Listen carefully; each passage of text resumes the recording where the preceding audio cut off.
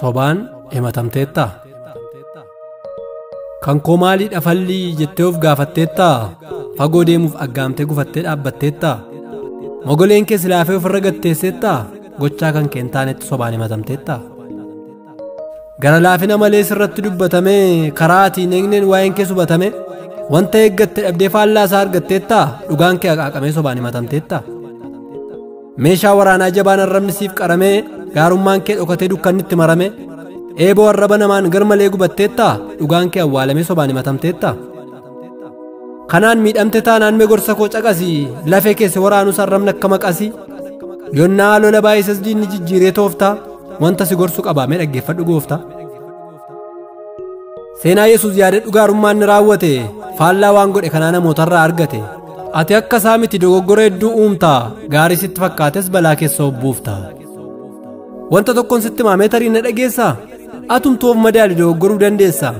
Yesuus garuu gaaf tokko yaada jallaan tumsine borin sirradha jedhees dogoggora nuumsine. Inni mudaas hin qabu kan ittiin komatame gaarummaan isaa hundinus jallinaan hubatame. Ati garuu ni qabda qaawwaaf mudaa gurguddaa dubbannaa kee ilaales namnu tarii sit gadda. Tarii yommuu dhageessu waan garaa si madeessu gurraacha'uu maqaa keef tasoobsuu hin dandeessu.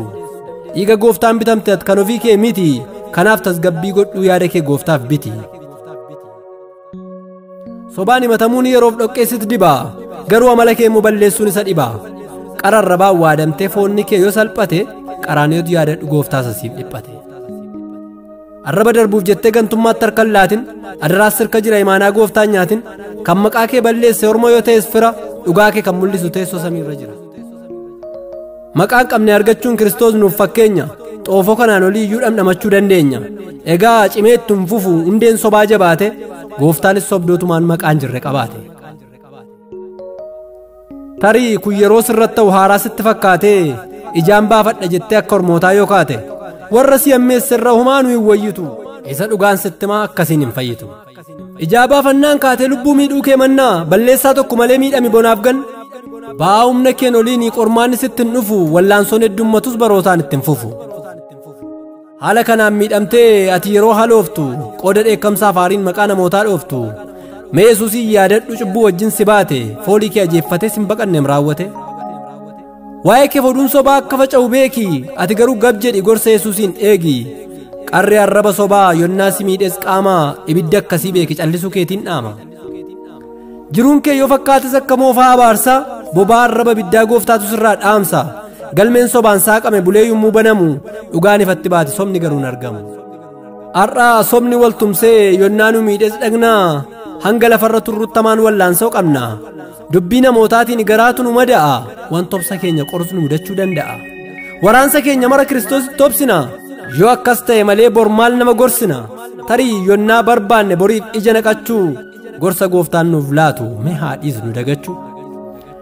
Nama adaba hin qabne jecha dabaa dubbatu gurri kee dhaggeeffatee garaa yoo si gubatu jechoota qindeeffatee yoo si hidde akka bofa qorichi kanaa hubadhu callisuudhuma qofa. Uumama 39 lakkoofsa 23 sobaan himatamechi Yoosef hin qabuun badi garuu miidhama caalaa abdii borii yaadate gaafa yeroon isaa ga'us bissi haaraa baadhate.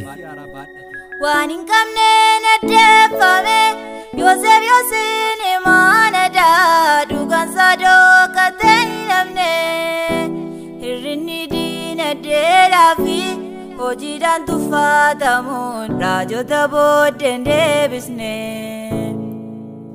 Sobaan himatamuun keenya maqaa keenyatti dhokkee dibuus amala keenya jijjiiru gungummii jiru ilaalee morgaa koo sirraa maqsuudhaani iddoo meeqaatti yaadaa hin hiru.